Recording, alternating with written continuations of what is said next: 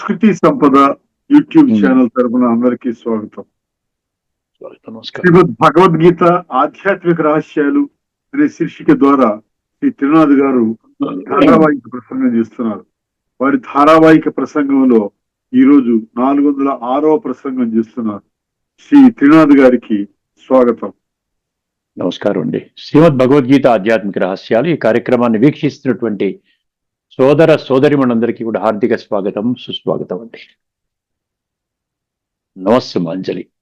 ముందుగా ధార్మికము ఆధ్యాత్మికము ఈ ఒక్క విషయాన్ని వీలైనంత స్పష్టతతో మనం అర్థం చేసుకునే ప్రయత్నం చేయాలండి.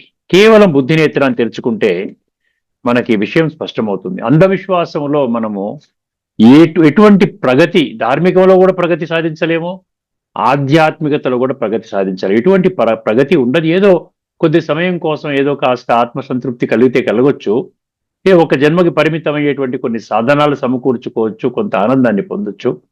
కానీ ఒక మనిషిగా పుట్టినందుకు, బుద్ధి ఉన్న మనిషిగా పుట్టినందుకు ఖచ్చితంగా మనము బుద్ధి నేత్రాలను తెరుచుకొని భగవంతుణ్ణి ఈ రోజున వర్తమానంలో చాలా తేలికగా తీసుకుంటున్నాం మనం. భగవంతుడు తేలికగా తీసుకోవాల్సిన ఒక శక్తి కాదండి. భగవంతుడు పరమశక్తి. అర్థమైందండి? భగవంతుడు మించిన శక్తి ఈ ప్రపంచంలో లేదు.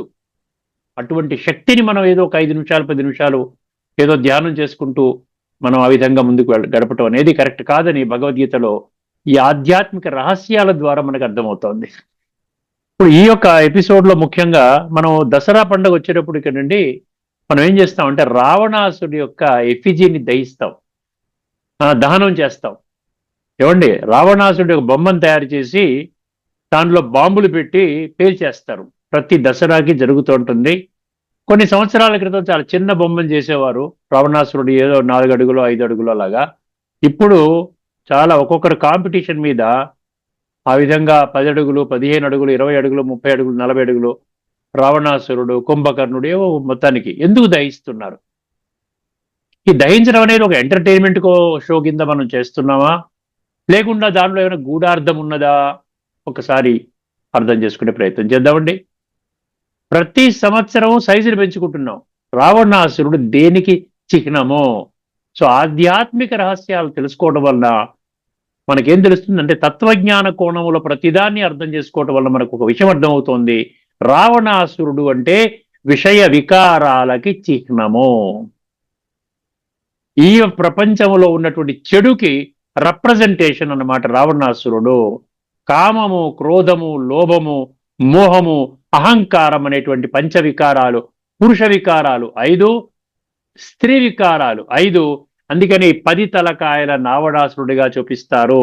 దాని యొక్క ఆధ్యాత్మిక రహస్యం ఏంటంటే విషయ వికారాల నుండి మనుషులు బయటపడాలి. ఎందువల్ల బయటపడాలి? 7వ అధ్యాయం 19వ శ్లోకం, 7వ అధ్యాయం 3వ శ్లోకం ఎట్టి పరిస్థితుల్లో విస్మరించకూడదండి. 7వ అధ్యాయం 19వ శ్లోకం మనకేం తెలియచేస్తుంది అంటే ఈ కాలచక్రంలో ఇది అంతిమ జన్మ, ఆఖరి శ్వాస విడిచిపెట్టేరు అంటే మీరు ఈ యొక్క నూతన కాలచక్రం ప్రారంభం అవబోతున్నది. దానిలోకి మీరు వెళ్ళడానికి ఏదైతే క్వాలిఫికేషన్ ఉందో, అర్హత ఉందో, యోగ్యత పొందాలో అది మీరు పొందడానికి ఈ ఒక్క శరీరమే మీకు అందుబాటులో ఉన్నది. ఇది భగవాను వాచ, తిరుగులేని తిరస్కరించలేని సత్యము. బహూనాం జన్మనాం అంతే. అజ్ఞానవాన్ అన్నాడు అక్కడ. ఒక జ్ఞాని మాత్రమే అర్థం చేసుకుంటాడు, ఆ విధానంలో వెళతాడు. అది కూడా కొద్ది మంది మాత్రమే ఆ జ్ఞానులుగా తయారవుతారు. 7వ అధ్యాయం 3వ శ్లోకం. అందుకనే విషయ వికారాలు విడిచిపెట్టకుండా ఉంటే సంస్కార పరివర్తన జరగదండి. విషయ వికారాలు సంస్కార పరివర్తన రెండూ చేసుకుంటాము అంటే అధర్మము ధర్మము, అదొక పడవ ఇదొక పడవ, అక్కడొక కాలు ఇక్కడొక కాలు వేస్తే చీరుకుపోతాం మనం. ఎందుకు పనికిరాం? అర్థమైందండి? ధర్మ మార్గాన నడవాలి, సత్య మార్గాన నడవాలి అంటే తత్వజ్ఞాన కోణంలో ప్రతిదీ అర్థం చేసుకున్నప్పుడు మనకు అర్థమవుతుంది నేను ఒక ఆత్మని. ఆత్మ దివ్య గుణాలతో, దివ్య శక్తులతో నిండి ఉన్నటువంటి ఆత్మ. అది ఇప్పుడు ఏమైపోయిందంటే దేహ భ్రాంతిలో పడిపోయి మనము ఈ విధంగా పాడైపోయి ఈ యొక్క తమో ప్రధాన సంస్కారాలు, కుళ్ళిపోయిన ఆత్మ సంస్కారాలు ఎలా ఉన్నాయండి? బొగ్గులాగా, నల్లగా, బంకలాగా అయిపోయింది అన్నమాట, మురికిగా అయిపోయింది. దాన్నే ఆధ్యాత్మికంగా తామసిక ప్రధాన సంస్కారాలు అంటారు. అర్థమైందండి? సో అటువంటి సంస్కారాలని మనం మార్చుకోవడానికి ఒక్క దేహం మాత్రమే ఉన్నది. కాబట్టి మనం ఈ దేహాన్ని ఎట్టి పరిస్థితుల్లో కూడా మనము నిర్లక్ష్యము చేయకూడదు. ఆరోగ్యంగా ఉండాలి. ఏం తినాలి, సమయానికి ఎంత నిద్రపోవాలి, ఏ విధంగా ఈ శరీరాన్ని కాపాడుకోవాలి, వాకింగ్కి వెళ్ళాలి, జిమ్కి వెళ్ళాలి, మెడిటేషన్ చేయాలి, ఇవన్నీ చేయాలన్నమాట. ఏది విడిచిపెట్టకూడదు. అందుకని ఆధ్యాత్మిక జ్ఞాన కోణంలో వెళితే ఇవన్నీ కూడా సులభంగా మనం ఆచరించగలుగుతాము. మనం హెచ్చు సమయము ఆత్మ ఉన్నతి కోసం కేటాయించగలుగుతాం. అర్థమైందండి? ఇప్పుడు రావణ దహనం అంటే అర్థం ఏమిటంటే మనలో ఉన్న విషయ వికారాల దహనము. మామూలుగా అంటారు చూసారు, గాంధీ గారు కలలు కన్నారు రామరాజ్య స్థాపన అన్నారు. ఇక్కడ రామరాజ్య స్థాపన అంటే రావణుడు లేనటువంటి రాజ్యం అన్నమాట. అర్థమైందండి? అటువంటి రాజ్యము పొందడానికి ఈ యొక్క రావణ దహనము, దసరా అంటారు చూసారా, ఆ దసరా అన్న పదం యొక్క ఆధ్యాత్మిక రహస్యాలను కూడా మనం అర్థం చేసుకోగలిగితే దస్ హర అంటే ఈ 10ని ఓడించాలి, ఈ 10 తలకాయల రావణాసురుణ్ణి ఓడించాలి. అంటే మనలో కామ, క్రోధ, లోభము, అహంకారాలు, ఈ పంచవికారాలు, పచ్చి వికారాలు, దీని నుండి సమూలంగా మనము దూరము కావాలి. అర్థమైందండి? ఇది కేవలం మీరు ఆధ్యాత్మిక దృష్టికోణంలో అర్థం చేసుకున్నప్పుడు ఈ విషయాలు అర్థమవుతాయి. అని ధార్మిక కోణంలో మీకు ఏమి అర్థం కాదు. ఒక ఎంటర్టైన్మెంట్ కింద అందరూ కొన్ని వేల సంఖ్యలో గుమికూడతారు, పెద్ద పెద్ద మైదానాల్లో పెడుతుంటారు. మనకు హైదరాబాద్లో ఎగ్జిబిషన్ గ్రౌండ్స్ లో పెడతారు, పెద్ద 60-70 అడుగుల రావణాసురుడు, కుంభకర్ణుడు ఇలా కొంతమంది పెట్టి ఆ విధంగా బాంబులు పెట్టి కొన్ని లక్షలు ఆ విధంగా బాంబులు తయారు చేసి పెట్టి కాల్చేస్తారు. అందరూ సరదాగా ఎంటర్టైన్మెంట్ చేస్తారు, చక్కగా తప్పట్లు కొట్టుకుని ఇంటికి వెళ్ళిపోతారు. మళ్ళీ నెక్స్ట్ ఇయర్ ఇంకో 4 అడుగులు పెంచుకుంటూ చేసుకుంటారు. అర్థమైంది? దీనివల్ల ఉపయోగం లేదు. ఇది ఎంటర్టైన్మెంట్ కోసం కాదు. రావణుడు దేనికి రిప్రజెంటేటివ్? అర్థమైంది? హృదయాభిరాముడు అంటారు నిరాకార జ్యోతి స్వరూపాన్ని. వారిని కూడా రాముడు అన్న పదంతో హృదయాభిరాముడు, మనోభిరాముడు అంటారు. దశరథ రాముడు, మళ్ళీ త్రేతాయుగం రాముడు. అర్థమైందండి? ఈ యొక్క పరమాత్మని, ఈశ్వరుణ్ణి కూడా రాముడు అనే పదముతోనే శాస్త్రాల్లో ఆ విధంగా చెప్పబడింది. అర్థమైందండి? ఇది ముఖ్యమైన విషయం. ఇప్పుడు మనం యక్ష ప్రశ్నల్లోకి వచ్చేస్తున్నామండి. యక్ష ప్రశ్నల్లో 49వ ప్రశ్న. 49వ ప్రశ్న ఇది ఏమిటంటే కహ సంయత అని అన్నాడు. చాలా జాగ్రత్తగా వినండి. కహ సంయత, ఎవరు సంయతుడు? సంయతుడు అంటే ఏంటో కూడా మీరు అర్థం చేసుకోండి. యుధిష్ఠుడు దానికి సమాధానం ఏం చెప్తున్నాడండి? యస్య మనః సంయతం తథా ఇంద్రియాణి నిగృహీతాని సహ సంయత. మరొకసారి చదువుతాను. యస్య మనః సంయతం తథా ఇంద్రియాణి నిగృహీతాని సహ సంయత. మీరు కూడా గూగుల్లో టైప్ చేస్తే ఇవన్నీ ఏ టూల్స్ ఉన్నాయి కదా, ఎక్కడ టైప్ చేసినా కహ సంయత యక్ష ప్రశ్న అని కొట్టండి, మీకు ఈ సమాధానం ఇవన్నీ వస్తే అవే నేను రాసుకొని మీకు చదువుతున్నాను. సంయత అంటే ఎలా వచ్చింది, దాని యొక్క ఎటైమాలజీ అంటారు, దాని ఆరిజిన్ పదం ఎక్కడి నుంచి వచ్చింది అంటే సమ్యక్ ప్లస్ యతః ఈజ్ ఈక్వల్ టు సమ్యక్. సమ్యక్ అంటే ఏంటి? సరిగ్గా, పూర్తిగా. సమ్యక్ అంటే సంపూర్ణంగా. అర్థమైందండి? పూర్తిగా, కంప్లీట్లీ. యతః అంటే ప్రయత్నం చేయాలి, అంటే సమూలంగా మనము ప్రయత్నం చేయాలన్నమాట. ఏదో తేలికగా ఒక 5 నిమిషాలు 10 నిమిషాలు పూజ చేసుకుంటే కాదండి. ఈ యొక్క యత్నము నియంత్రణ అన్నమాట. ఏమి నియంత్రణ అంటే తన మనస్సును మరియు ఇంద్రియాలను నియంత్రణలో ఉంచగలవాడే నిజమైన సంయతుడు. మనస్సును, ఇంద్రియాలు ఇవన్నీ ఇవి రెండింటిని కంట్రోల్లో పెట్టుకుంటేనండి చాలా అద్భుతంగా మన జీవితం తయారవుతుంది. బయట ప్రవర్తన మాత్రమే కాదు, అంతరంగంలో కోరికల ప్రవాహాన్ని ఆపగలిగిన వాడు సంయమనము గలవాడు. సంయమనం అంటే కంట్రోల్ అండి. అది ఆత్మ సంయమ యోగం అంటాడు 6వ అధ్యాయం పేరు. అంటే సెల్ఫ్ కంట్రోల్ అంటారు అక్కడ ఆత్మ సంయమనం. బయట ప్రవర్తన కాదు, అంతరంగంలో కోరికల ప్రవాహాన్ని. ఇక్కడ వివరణ ఏమిస్తున్నాడు? కేవలం మౌనంగా ఉండటం సంయమనం కాదు, ఉపవాసము, సన్యాస వేషము కూడా సరిపోదు. ఉపవాసం ఉంటున్నామండి అంటారు, అది దానివల్ల కూడా సరిపోదంట. అదేవిధంగా సన్యాసి వేషం, కాషాయ వస్త్రాలు వేసుకుంటాం, ఈ విధంగా గడ్డాలు మిసాలు పెంచుకుని తిరుగుతుంటాం, మనం చూస్తుంటాం కదా సాధువులు సంతుల్ని. ఆ విధంగా ఉండడం కూడా సంయమనం కాదంటున్నాడు. సంయతుడు కాదంట వాళ్ళు కూడా. సరిపోదు, మనస్సు కోరికలపై ఆధిపత్యం పొందడము. మనస్సు కోరికలపై, అంటే కోరికలేంటి? ఆత్మను ఉద్ధరించుకునే కోరికలు ఉండాలి, కానీ ఆత్మని కుళ్ళబెట్టుకునే కోరికలు ఉండకూడదు. దాని మీద ఆధిపత్యం పొందడం అది అవసరము. ఇంద్రియాలు విషయాల వైపు లాగినా బుద్ధి నిలకడగా ఉంచగలిగితే అదే సంయమనము. ఆ విధంగా ఉన్నవాడే సంయతుడు. ఇంద్రియాలను అదుపాజ్ఞలో పెట్టుకోవాలి. దానికోసం ఆత్మజ్ఞానం ఉండాలి. అప్పుడు మనసు, బుద్ధి, ఈ సంస్కారాలు ఇవన్నీ కూడా మన కంట్రోల్లోకి వస్తాయి. ఇప్పుడు ఇంద్రియాలు, ఇంద్రియ విషయాలు 5 జ్ఞానేంద్రియాలు, 5 ఇంద్రియ విషయాలు. అర్థమైందండి? చక్షు, శ్రోత్ర, జిహ్వ, గ్రాణ, శబ్ద, స్పర్శ, రూప, రసగంధ. ఆ విధంగా చూసుకుంటే ఉదాహరణకి కన్ను, అక్కడ ఉన్న కళ్ళు ఏం చేస్తున్నాయి? రూపము.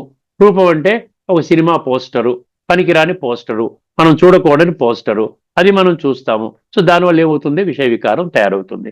సో ఇంద్రియాలు, ఇంద్రియ విషయాలతో కూడినప్పుడు వచ్చేటువంటి ఈ సమస్యలు అన్నమాట. అందుకనే సంయమం అంటే ఏంటి?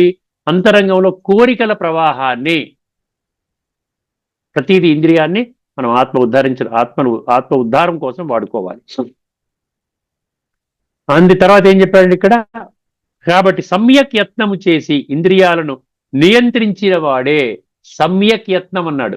అంటే పూర్తిగా ధ్యాస పెట్టి చేయాలి, అటెన్షన్తో చేయాలి, అలర్ట్గా చేయాలి, ఒక లక్ష్యాన్ని, గమ్యాన్ని దృష్టిలో పెట్టుకుని చేయాలి. అదే విధంగా చేసిన వాడే సంయత. ఎవరు సంయతుడు? ఇంద్రియాలు అంటే శబ్ద, స్పర్శ, రూపరస, గంధ వాటి ఆకర్షణల ద్వారా మనస్సు కదలకుండా, బాహ్య ప్రేరణలకు స్పందించకుండా అంతర్గత శాంతిని కాపాడుకుంటూ ధర్మ మార్గంలో నిలిచి ఆత్మస్వరూపంలో నిలిచేవాడు అతడే సంయతుడు. చూసారు ఎటువంటి? ఇప్పుడు దాకా మనం ఒక 49 ప్రశ్నలు, ఇంకో 49 ప్రశ్నలో, 50 ప్రశ్నలో, 60 ప్రశ్నలో మనం చర్చించుకోబోతున్నాం. అన్నిట్లో కూడా ఆత్మకి కనెక్షన్ ఉంది. ఇంద్రియాలను అదుపులో పెట్టుకోండి, మనసుని కంట్రోల్లో పెట్టుకోండి, బుద్ధినేత్రాన్ని తెరుచుకోండి, ఆత్మని శుద్ధి చేసుకోండి. ఇదంతా భగవద్గీత సారం అన్నమాట. ఆ ఉపనిషత్తుల దృష్టిలో ఒకసారి ఏం చెప్పారంటే ఇక్కడ కఠోపనిషత్తు 2, 3, 6 మనం చర్చించుకోబోతున్నాం. కాబట్టి నేను అది పెండింగ్ పెడతాను. మనం చర్చించుకోబోతున్నాం. ఇంద్రియాణ పృథగ్భావం ఉద్యాస్తమయూచయత్ అన్నాడు. ఇంద్రియాలను నియంత్రించిన వాడే సంయమి. ఇంద్రియాలను నియంత్రించిన వాడే ఇప్పుడు మనం చర్చించుకోబోతున్నాం. తదుపరి భగవద్గీత ప్రకారంగా సంయతుడు ఎవరు ఒక్కసారి మనం గమనిద్దాం. 2వ అధ్యాయంలోని 58 రాసుకునే వాళ్ళు రాసుకోవచ్చండి. 2వ అధ్యాయంలోని 58 ఏముంది? అందులో ఏముంది? యదా సంహరతే చాయం కూర్మోంగానివ సర్వశ ఇంద్రియాణీంద్రియార్దేవ్య తస్య ప్రజ్ఞా ప్రతిష్ఠిత. ఎవడు స్థితప్రజ్ఞుడు? ఎవడు? ఏ విధంగా అయితే తాబేలు తన యొక్క అంగాలని ముడుచుకుంటుందో, అవసరము లేనప్పుడు ఆ యొక్క చేతులు, కాళ్ళు ముడుచుకుంటుందో, ఆ యొక్క తొండం ముడుచుకుంటుందో ప్రొటెక్షన్ కోసము, అదేవిధంగా మనం కూడా సమయము మనకు పనులు లేనప్పుడు మనం ఆ విధంగా ముడుచుకొని ఆ యొక్క రాజయోగమైన ప్రక్రియ ద్వారా ఆత్మని పరమాత్మతో కనెక్ట్ చేసి మన సంస్కార పరివర్తన చేసుకోవాలి అని చెప్తున్నాడు అక్కడ. అదనమాట.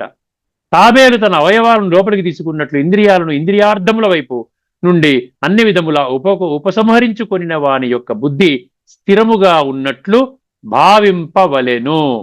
6వ అధ్యాయం 18వ శ్లోకం అండి. యదా వినియతం చిత్తం ఆత్మన్యేవావతిష్టతే నిస్పృహ సర్వకామేభ్యో యుక్త ఇత్యుచ్యతే తదా అన్నాడు. ఇక్కడ కూడా ఏమన్నాడు? చిత్తమును పూర్తిగా నియంత్రించుకొని, ఇది రాసుకునేవాడు రాసుకోవచ్చు. 6వ అధ్యాయం 18వ శ్లోకము. చిత్తమును పూర్తిగా నియంత్రించుకొని దానిని పరమాత్మ యందే స్థిరముగా నిలిపినప్పుడు పురుషుడు సర్వభోగముల యందును స్పృహరహితుడగును. అర్థమైందండి? అట్టి వాడిని యోగయుక్తుడు అని అనబడును. వాడే సంయతుడు. ఇప్పుడు నెక్స్ట్ ఇంకొక శ్లోకము. ఎందుకంటే భగవద్గీత యక్ష ప్రశ్నలు, భగవద్గీత భజగోవింద శ్లోకాలు, భగవద్గీత పతంజలి, భగవద్గీత ఉపనిషత్తులు, భగవద్గీత లక్ష్మీ విష్ణు సహస్రనామం, భగవద్గీత లలిత సహస్రనామం, అంతా భగవద్గీత కనెక్ట్ అవుతుంది. ఎందుకు ఇవన్నీ ఈ విధంగా మనం అర్థం చేసుకుంటున్నాము, చెప్తున్నాము అంటే అప్పుడు భగవద్గీత యొక్క తత్వాన్ని మీరు అర్థం చేసుకొని మీ జీవితాన్ని సమూలముగా పరివర్తన చేసుకుంటారు. వర్తమానంలో పరమాత్మ పర్సనల్గా అంటారు. ఈ పర్సనల్ సూపర్విజన్ ఈ కార్యక్రమం జరుగుతుంది. మనుషులు ఎవరు పరివర్తన చేయలేరండి. ఇప్పటికే ఒక 20 లక్షల మంది ఆ విధంగా అటువంటి మార్గంలో పడ్డారు. 5వ అధ్యాయం 26వ శ్లోకం ఏం చెప్తుంది? కామక్రోధ వియుక్తానాం యతీనాం యతచేతసాం అభితో బ్రహ్మ నిర్వాణం వర్తతే విదితాత్మనాం అంటాడు. దాని యొక్క మీనింగ్ కూడా ఏమిటంటే ఏమక్కర్లేదు, కామము, క్రోధము, లోభము, మోహము, అహంకారం. దీని మీద 205 శ్లోకాలు ఉన్నాయండి నా దగ్గర లిస్టు. విషయ వికారాల వలయం నుండి బయటపడండి అని భగవంతుడు చాలా స్పష్టంగా ఎటువంటి సంశయము లేకుండా మీకు అర్థం చేయిస్తున్నాడు భగవంతుడు. ఇప్పుడు ఈ యొక్క జన్మ, అంతిమ జన్మ, ఆఖరి జన్మ, ఆత్మని సంస్కరించుకునే పనిలోనే మీరు పడాలి. అందుకని ఆ విధంగా జయించిన వాడు మాత్రమే సంయతుడు అన్నాడు. సో సంయతుడి యొక్క లక్షణాలు ఏంటి? సంయతుడు అంటే ఇంద్రియ విషయాలకు బానిస కాకుండా, మనస్సుతో బుద్ధిని కాపాడుకొని, శరీర ధర్మము కాకుండా ధర్మ మార్గములో నిలిచి, సుఖ దుఃఖ లాభ నష్టాల్లో సమత్వంతో కోరిక ముందు కాదు, నిర్ణయం ముందు నడిచేవాడు. కోరిక కాదు, దాన్ని ఆపాలి, ఆపి ఆత్మ మీద పెట్టాలంటున్నాడు. అతడు రెస్పాన్స్ ఇస్తాడు, రియాక్షన్ ఇవ్వడంట. రియాక్షన్ కాదు, రెస్పాన్స్ పాజిటివ్గా ఉంటుంది. ఆధ్యాత్మిక సిద్ధాంతంలో సంయమ అంటే ఇంద్రియ సంయమ బుద్ధిని పరమాత్మపై నిలిపి కోరికను యోగాగ్నిలో దహనము చేసేవాడు. కోరికలంటే ఏంటంటే ఇంద్రియ సుఖాలను భోగించాలని ఆ కోరికలు అన్నమాట. మనం దాన్ని ఏం చేయాలి? యోగాగ్నిలో దహించాలి అంటున్నాడు. సంయతుడు శరీరాభిమానము త్యజించినవాడు, మనస్సు బుద్ధి సంస్కారాలను శుద్ధి చేసినవాడు, పరమాత్మ స్మరణలో ఇంద్రియ విషయాలను జయించినవాడు, ప్రతి క్షణము ఆత్మస్థితిలో పనిచేసేవాడు, అతడే నిజమైన సంయతుడు. చూసారు, ఒక్క విషయానికి ఎంత చక్కగా మనకి అర్థం చేయించే విధంగా ఉన్నాయి చూడండి. ఒక వాక్యంలో ఆఖరి వాక్యం అండి, ఇంద్రియ దుష్ప్రభావం వల్ల కదిలిపోకుండా బుద్ధిని నిలిపి ఆత్మధర్మములో స్థిరంగా ఉండేవాడే సంయతుడు. ఇప్పుడు నెక్స్ట్ కఠోపనిషత్తులో మనము ఇప్పుడు ఇందాక అనుకున్నాం కదా, 2:3:6 2.3.6 కఠోపనిషత్తు. ఇందులో 2:3:6 అంటే చక్కగా ఇచ్చాడు, నేను రాసుకున్నానండి. 2 అంటే ద్వితీయ అధ్యాయము, 3 అంటే తృతీయ వల్లి, 6 అంటే మంత్రము 6. ద్వితీయాధ్యాయము, తృతీయ వల్లి, మంత్రము 6 అంటే 2.3.6 కఠోపనిషత్తు. ఇంద్రియాణం పృథగ్భావం బుద్ధ్యాస్తమయౌచయత్ పృథక్ ఉత్పద్యమానానాం మత్వా ధీరః న శోచతి. ఇక్కడ ధీర అన్న పదం వచ్చింది. గీతలో కూడా చాలా శ్లోకాల్లో ధీర అంటాడు. అర్థమైందండి? ఇప్పుడు ఒక్కసారి గమనించనండి, ఇక్కడ ఒక్కొక్కసారి దీన్ని అర్థం చేయించిన ప్రయత్నం చేయండి. ఎందుకంటే మంత్రము చదవటము, అది సంస్కృత పరంగా పలుకుతున్నాడా, యాక్యురేట్గా పలుకుతున్నాడా, పలికితే భగవంతుని తెలుసుకున్నట్టు, పలకకపోతే అర్థం కానట్టు, ఈ విధంగా ఇప్పటిదాకా అర్థం చేసుకున్నాం. ఇప్పుడు పలకటం ముఖ్యం కాదు, పలకకపోయినా పర్వాలేదు, ఏ చదువు లేకపోయినా పర్వాలేదు, శాస్త్రజ్ఞానం లేకపోయినా పర్వాలేదు, అకాడమిక్ డిగ్రీస్ లేకపోయినా పర్వాలేదు, కేవలం ఇంగిత జ్ఞానం ఉంటే ఆత్మజ్ఞానం పొందుతుంది. పరమాత్మతో యోగం చేస్తాడు, సంస్కార పరివర్తన చేసుకుంటాడు, చక్కగా సత్యయుగంలో నంబర్ 1 పదవి తీసుకోవడానికి అవకాశం భగవంతుడు ఇస్తున్నాడు మనకి. ఇప్పుడు ఇంద్రియాణం అంటే ఏంటి? ఇంద్రియాల యొక్క పృథగ్భావం, వేరు వేరు స్వభావము. పృథక్ అంటే వేరు వేరు, ఇంద్రియాలు ప్రత్యేకత్వం అంటాడు. ఉదయ అస్తమయౌచ, ఉదయం అంటే ఇంద్రియాలు ఏమవుతాయి? వస్తాయి పోతాయి. ఉదయిస్తుంది, అస్తమం అంటే ఏంటి? వేరువేరుగా పుట్టి ఏమన్నాడు? ఉదయము మరియు లయము, ఉద్భవము మరియు లయము, అది అన్నమాట ఉదయ అస్తమయౌచ. ఎవరైతే పృథక్ ఉత్పద్యమానానా, వేరువేరుగా పుట్టి ఏర్పడే వాటిని, మత్వా ఈ విధంగా జ్ఞానముతో గ్రహించినవాడు, ధీరః. ఎవరైతే ముఖ్యంగా తెలుసుకోవాల్సిన ఎసెన్స్ ఏంటంటే, ఈ ఇంద్రియాలు టెంపరరీ, అనిత్యము. ఆ ఇంద్రియాల ద్వారా పొందేటువంటి సుఖము, నేను దేహమని దేహ భ్రాంతిలో ఇంద్రియ భోగాల కొరకు మీరు ఏదైతే సుఖాన్ని అనుభవం చేస్తున్నారో అది వస్తుంది పోతుంది, నిలవదు. అది వస్తుంది పోతుంది, నిలవదంట. చూడండి, దాని గురించి ఇంకా ఎక్స్ప్లెయిన్ ఇస్తున్నాడు. అటువంటి వాడు తెలుసుకొని అరే ఈ టెంపరరీ, దీన్ని పట్టించుకునేటి, నేను మనిషిని, బుద్ధి ఉన్న మనిషిని, మానవుణ్ణి 84 లక్షల జీవరాశుల్లో ఒక్క మనిషికి మాత్రమే భగవంతుడు బుద్ధినేత్రాన్ని ఇచ్చాడు. మానవ జన్మ అత్యంత దుర్లభం అని అనుకున్నారు, శాస్త్రాలు చెప్తున్నారు, ప్రవచనకారులు చెప్తున్నారు. అందుకని ఇటువంటి దుర్లభమైనటువంటి మానవ జీవితాన్ని కేవలం ఇంద్రియ సుఖం కోసం పాడు చేసుకుంటానా? ముఖ్యంగా భగవంతుడు ఇది ఆఖరి జన్మ అంటున్నాడు. ఆఖరి జన్మ అన్నప్పుడు దాన్ని ఎంత విలువైనటువంటి జన్మగా మనం భావించాలండి. అర్థమైంది? అందుకనే అటువంటి వివేకి ఈ విషయాన్ని అర్థం చేసుకుంటాడు. వాడు నా శోచతి అన్నాడు ఆఖరిలో. ధీరః నా శోచతి, ధీరుడు శోకపడడు, దుఃఖించడు. తాత్పర్యం ఒక్కసారి గమనించండి. ఇంద్రియాలకు వేర్వేరు కార్యాలు, వేర్వేరు స్వభావం ఉందని, అవి పుట్టడము లయమవ్వడము సహజమని, అవి ఒక్కొక్కటి వేరువేరుగా ఉద్భవించి నశించేవే అని బాగుగా తెలుసుకున్న వివేకి అయిన ధీరుడు ఏ దుఃఖానికి లోను కాడు. అందుకని దుఃఖం రాదు అంటే ఎప్పుడు సుఖంగా ఉంటాడు, సదా ఆనందంగా ఉంటాడు, ఆరోగ్యంగా ఉంటాడు, అందరినీ గౌరవిస్తాడు, దివ్య గుణాలతో ఉంటాడు. ప్రతి ఒక్క మనిషికి ఈ భూమండలం మీద జీవించే హక్కు ఉంది. ఎవరిని కూడా మనము వాళ్ళకి దుఃఖానికి కారణం కాకూడదు, ఎవరికి కష్టం కలిగించకూడదు. వీలైతే సహాయం చేయండి, లేకపోతే మౌనంగా ఉండండి. అర్థమైందండి? ఇప్పుడు అందుకని ఈ మంత్రం ఏం బోధిస్తుందంట? ఇంద్రియాలు జన్మించే లయమయ్యే అనిత్య వస్తువులు. ముఖ్యంగా ఇదనమాట 2-3-6లో అనిత్య వస్తువులు. ఇంద్రియాల ద్వారా వచ్చే అనుభవాలు కూడా అనిత్యమే. వాటిని నేను అని భావించడము అవిద్య. వాటి నశ్వరత్వాన్ని గ్రహించిన వాడే ధీరుడు. నశ్వరత్వం అంటే టెంపరరీ, అశాశ్వతం. ధీరుడు శరీర ఇంద్రియాల పరిమాణాలకు దుఃఖించడు. ఇంద్రియాల స్థితి మారుతుంది, కానీ ఏం చేస్తాడు? సాక్షిగా ఉంటాడు. ఆత్మచింతన, పరమాత్మ చింతన, కర్మాతీత స్థితి. కర్మ చేస్తాడు కానీ అతీతంగా ఉంటాడు. తను చేసే కర్మ ఆత్మని ఇక నుండి ఇంకా పాడవకుండా చూసుకోవాలన్నమాట. అది లేక పాడవటం అంటే కర్మ బంధనము, కార్మిక్ బాండేజ్ అంటాడు. అర్థమైందండి? చైతన్యము అయిన ఆత్మ మారదు. ఈ ఇంద్రియాలు వచ్చిపోతుంటాయి, మారిపోతుంటాయి, కానీ ఆత్మ ఎప్పటికీ మారదు. ఈ తేడా తెలిసినప్పుడే శోకము తొలగిపోతుంది. ఈ ఆధ్యాత్మిక దృష్టికోణంలో ఆత్మ శాశ్వత చైతన్య బిందువు, శరీరం మరియు ఇంద్రియాలు ఉపకరణాలు మాత్రమే. ఇంద్రియాల ఆకర్షణతో ఏకము కావడము అంటే ఏంటి? దేహాభిమానము. లేకపోతే ఏమవుతుంది? సాక్షీభావం ఉంటుంది. ఆత్మస్మృతి ఉంటే అది దాన్ని ధీరత్వము అన్నాడు. ఆత్మస్మృతిలో ఉన్న ధీరుడు ఇంద్రియాల ఊచకోతను చూస్తాడు. ఇంద్రియాలు ఏ విధంగా నా జీవితాన్ని ఇప్పటి వరకు భ్రష్టు పట్టించింది తెలుసుకుంటాడు.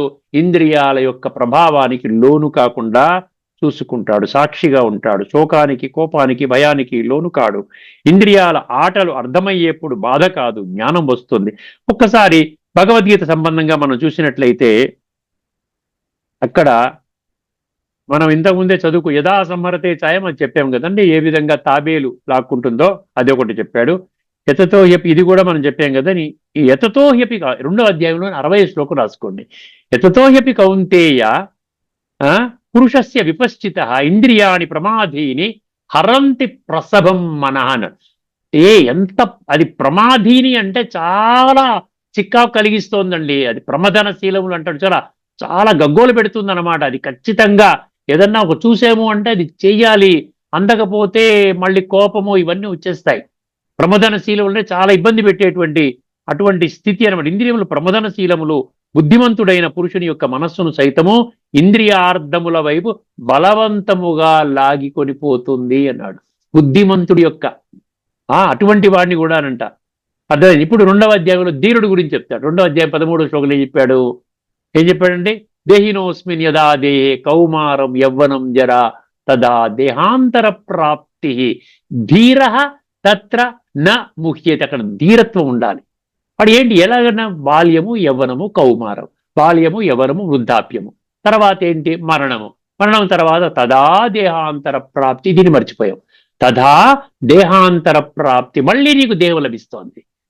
అది మళ్ళీ దేహం లభిస్తున్నప్పుడు ఆ దేహం ఎటువంటి విధంగా ఉండాలి? ఇప్పుడు ఈ దేహం మిడిల్ క్లాస్ గానో, లో క్లాస్ గానో ఏదో ఉంది. దీనికంటే బెటర్గా చేసుకోవాలా? దీనికంటే అధ్వాన్నంగా ఉండాలా? తదా దేహాంతర అందుకని ధీరుడు ఏం చేస్తాడు? ఈ పోయే శరీరం మీద మమకారం అనేది పెట్టుకోడు. 2వ అధ్యాయంలో 14వ శ్లోకము. మాత్రా స్పర్శాస్తు కౌంతేయ శీతోష్ణ సుఖ దుఃఖద ఆగమాపాయనో అనిత్య తాం స్థితి క్షస్వ భారత. ఇది వస్తుంటే పోతుంటుంది నాయన, ఇంద్రియాలు, దాని మీద నువ్వు పడద్దు. ఇక్కడ అది ఇంతకుముందు ఆల్రెడీ చదువుకున్నాం. ఈ 2వ అధ్యాయంలో 16వ శ్లోకం ఒక్కటి చెప్తానండి.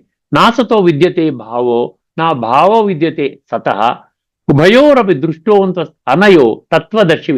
తత్వదర్శి మాత్రమే తెలుసుకుంటాడు ఈ శరీరం అనేది వినాశి. ఇది అసత్యము, దీనికి ఉనికి లేదు, సదా ఉండదు. అది అందుకనే ఆత్మ సత్యము, ఆత్మ నిత్యము, ఆత్మ శాశ్వతము, అజో నిత్య శాశ్వతోయం పురాణం అంటాడు 2వ అధ్యాయం 20వ శ్లోకములో. అందుకని అది సత్యము. సో సత్యం వైపు ఉండాలా, అసత్యం వైపు ఉండాలా, ఈ ఉభయం రెండూ తెలిసిన వాడు మాత్రమే, ఆ తత్వదర్శిభి వాడు మాత్రమే సరి అయినటువంటి స్టెప్ వేస్తాడు. ఎందుకంటే పుట్టినవాడు ప్రతి ఒక్కడు మరణించవలసిందే, మరణించిన ప్రతి ఒక్కడు కూడా పునః జన్మ తీసుకోవలసిందే. ఎక్కడుంది ఆ శ్లోకము? జాతస్య హిద్రువో మృత్యు, ఆ ఫేమస్ శ్లోకం మీకు ఉంది, చెప్పక్కర్లేదు. అందుకని ఇక్కడ ఏమంటున్నాడు? అనిత్యమైన ఉపకరణాలు. ఇంద్రియాలంట అనిత్యమైన ఉపకరణాలు. గుర్తుపెట్టుకోండి. ఆఖరికి వస్తున్నాను. అనుభవాలు ఏంటి? వచ్చే పోయే అలల వంటివి. అర్థమైందండి? ఇంద్రియం వస్తోంది, మళ్ళీ పోతోంది. ఆగమాపాయనం అన్నాడు కదా. అనిత్య. నిజమైన నేను సాక్షి ఆత్మ. దీనిని గ్రహించిన వాడే ధీరుడు. ధీరుడికి శోకము లేదు, బంధనము లేదు. ఈ మంత్రము ఒక మృదువైన కానీ లోతైన వేదాంత సత్యాన్ని వెల్లడిస్తుంది. చాలా జాగ్రత్తగా వినండి, మంచి మంచి విషయాలు వస్తున్నాయి. మన ఇంద్రియాలు ప్రకృతికి చెందినవి. ఇంద్రియాలు అంటే ప్రకృతి అండి. ప్రకృతి అంటే ఏంటి? వినాశి. ప్రకృతి అంటే పరివర్తనశీలము. ప్రకృతి మారిపోతుంది. శరీరము, పంచ జ్ఞానేంద్రియాలు, పంచ కర్మేంద్రియాలు, పంచ ఇంద్రియ విషయాలు, తర్వాత ఈ ఈ యొక్క పంచతత్వాలతో కూడిన శరీరము, మనసు, బుద్ధి, ఈ సంస్కారాలు, ఇవన్నీ కూడా శరీరముతో కూడుకున్నది. దీని యొక్క యజమాని ఆత్మ. ఆత్మ శాశ్వతము. ఇవన్నీ వస్తుంటాయి, పోతుంటాయని చెప్తున్నాడు. అందుకనే లోతైన వేదాంత సత్యాన్ని వెల్లడిస్తుంది. మన ఇంద్రియాలు ప్రకృతికి చెందినవి. సో ప్రకృతి చెందినదంటే అది టెంపరరీ, అది శాశ్వతం కాదు. కానీ మన సత్యస్వరూపమైన ఆత్మ నిత్యతకు చెందినది. ఇంద్రియాలు మేల్కొంటాయి, తమ పనిని నిర్వహిస్తాయి, చివరకు క్రమంగా క్షీణిస్తాయి. ఇంద్రియాలు కూడా పోతాయి. శరీరం పోతే ఇంద్రియాలు కూడా పోతాయి. ఎందుకంటే అవి ప్రకృతిలో పుట్టినవే. అయితే ఆత్మ మాత్రము శుద్ధ చైతన్య స్వరూపము. వాటి అన్ని చలనాలు, మార్పుల మధ్య అచంచలంగా మార్పు లేనిదిగా నిలిచి ఉంటుంది. జ్ఞానులు ఈ సూక్ష్మ తేడాను గ్రహిస్తారు. వారు చూస్తారు. జ్ఞానులు ఏం చేస్తారంట? వారు చూస్తారు అంటే చూడటము, వినటము, రుచి తెలుసుకోవటము, వాసన పసిగట్టుట, స్పర్శ అనుభవించుట, ఇవన్నీ పదార్థ ప్రకృతి నుండే ఉద్భవిస్తాయి అని తెలుసుకుంటారు. అవి ప్రకృతి నియమాల ప్రకారం పనిచేస్తాయి. తమ పని ముగియగానే మళ్ళీ ప్రకృతిలోకే లీనమైపోతాయి. యవ్వనము, బలము, క్షీణత, వృద్ధాప్యము, అలసట, ఇవన్నీ ఇంద్రియాలకే చెందిన మార్పులు. చూసారా? ఇవన్నీ ఇంద్రియాలు, ఆత్మకు కావు. ఆత్మలో ఎటువంటి మార్పులు లేవు.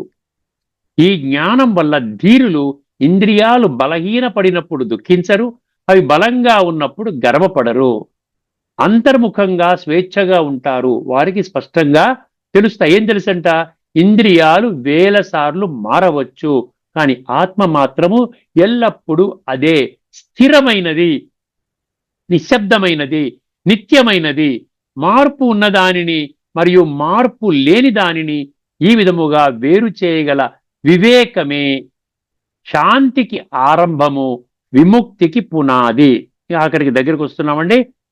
సారంలో ఏం చెప్తున్నారు? ఇంద్రియాలకు వేర్వేరు స్వభావం ఉందని, అవి పుడుతూ లయమవుతూ ఉండే అనిత్యమైనవని తెలుసుకున్న జ్ఞాని ఇంద్రియాలలో వచ్చే మార్పుల వల్ల దుఃఖించడు, శోకించడు. ఈ మంత్రం మనకు ఒక అత్యంత ముఖ్యమైన రాజయోగ సత్యాన్ని బోధిస్తుంది. ఇంద్రియాలు ప్రకృతి సంగతులు. ఇంద్రియాలు అంటే కళ్ళు, చెవులు, నాలుక, ముక్కు, చర్మము అన్ని శరీరానికి చెందినవే, ప్రకృతిలో పుట్టినవే. కాలక్రమేణా బలహీనమవుతాయి, చివరకు లయమవుతాయి. అంటే అవన్నీ అనిత్యమైన పదార్థాలు. ఆత్మ శాశ్వత జ్యోతి. ఆత్మ మాత్రము నిత్యమైనది, అమరమైనది, శుద్ధ చైతన్య స్వరూపము. ఆత్మ ఇంద్రియాల యజమాని. ఇంద్రియాలు ఆత్మకు కేవలము సాధనాలు మాత్రమే, ఇన్స్ట్రుమెంట్స్. మన శరీరము దేహాభిమానము వర్సెస్ ఆత్మస్మృతి. మన శరీరమే నేనుగా భావిస్తే దేహాభిమానం అండి. మన శరీరమే నేనుగా భావిస్తే దేహాభిమానము, ఇంద్రియాల మార్పులతోనే శోకము, దుఃఖము, భయము వస్తాయి. కానీ నేను ఆత్మను అనే స్థితిలో ఉంటే ఆత్మస్మృతి, ఇంద్రియాల పుట్టుక లయలను కేవలం సాక్షిగా చూస్తాము. అదే ఈ మంత్రములో చెప్పిన ధీరుని స్థితి. ఆఖరి మహావాక్యం అండి. ధీరుడు అంటే సాక్షిభావంలో నిలిచేవాడు, ఆత్మస్వరూపాన్ని గుర్తించిన వాడు, ఇంద్రియాల ప్రభావానికి లోను కానివాడు, పరిస్థితుల కంటే సంస్కారాలను మార్చుకునే విషయానికి ప్రాధాన్యత ఇచ్చేవాడు. అతడు ఇలా భావిస్తాడు, కళ్ళు వృద్ధాప్యముతో బలహీనమవుతాయి, కానీ నేను కాదు. చెవులు వినలేకపోవచ్చు, కానీ నా చైతన్యము తగ్గలేదు. ఆత్మ స్థిరము, ఇంద్రియాలు మార్పుకు లోనవుతాయి. ఈ వివేకమే ధీరత్వము. ఆఖరి సందేశం అండి, రాజయోగ దృష్టిలో ఇంద్రియాలు నశ్వరమైనవిగా గుర్తించు, ఆత్మను నిత్యమైనదిగా అనుభవించు, శరీర మార్పులను చూసే సాక్షి దర్శకుడిగా ఉండు. అప్పుడు శోకము, భయము, ఆందోళన సహజంగానే పోతాయి. ఇదే మార్పుతో కూడినది. శరీరము మరియు ఇంద్రియాలు మార్పు లేనిది. శరీరం అర్థమైందండి. అది కాదు, మార్పుతో కూడినవి శరీరము ఇంద్రియాలు, తప్పు చదివాను. మార్పుతో కూడినది శరీరము మరియు ఇంద్రియాలు, మార్పు లేనిది ఆత్మ మరియు పరమాత్మ సంబంధము. పరమాత్మతో యోగం అంటే దాని గురించి ఏం చెప్తున్నాడు? ఎలాగంట ఈ ఆధ్యాత్మిక జ్ఞానం బోధించే రాజయోగం గురించి చెప్తున్నాడు. ఆఖరి మహావాక్యం అండి, మన ఆత్మ నిత్య జ్యోతి, పరమాత్మ పరంజ్యోతి. ఆ పరంజ్యోతితో యోగము పెట్టినప్పుడు ఇంద్రియాసక్తి తగ్గుతుంది, సాక్షిభావం బలపడుతుంది, ధీరత్వము సహజ సిద్ధమవుతుంది. అప్పుడు ఈ మంత్రము అనుభవం అవుతుంది. ఏమిటి? ఇంద్రియాలు పుడతాయి, పోతాయి, నేను మాత్రము నిత్య చైతన్య స్వరూపము. ఇదేండి కఠోపనిషత్తులో 2.3.6 బోధించినటువంటి ఈ మంత్రం యొక్క తత్వం అన్నమాట. ఇక్కడితో మనం ఈ చర్చను ముగించుకుందామండి. తదుపరి ఎపిసోడ్లో మీకు అద్భుతమైనటువంటి గీతా శ్లోకాన్ని మనం ఈసారి చర్చించుకోబోతున్నాం. అదేవిధంగా 50వ యక్ష ప్రశ్న విషయాన్ని కూడా చర్చించుకుందాము. ధార్మికము, ఆధ్యాత్మికం మీద మరొక ఇంట్రెస్టింగ్ విషయాన్ని మీ దృష్టికి తీసుకుని వస్తానండి. అంతవరకు సెలవు. అందరికీ నమస్కారం. లోకా సమస్త సుఖినో భవంతు. ఓం శాంతి. శ్రీమద్ భగవద్గీత ఆధ్యాత్మిక రహస్యాలు అనే శీర్షికతో ధారావాహిక ప్రసంగం చేసిన శ్రీ త్రినాథ్ గారికి ధన్యవాదాలు. నమస్కారం అండి.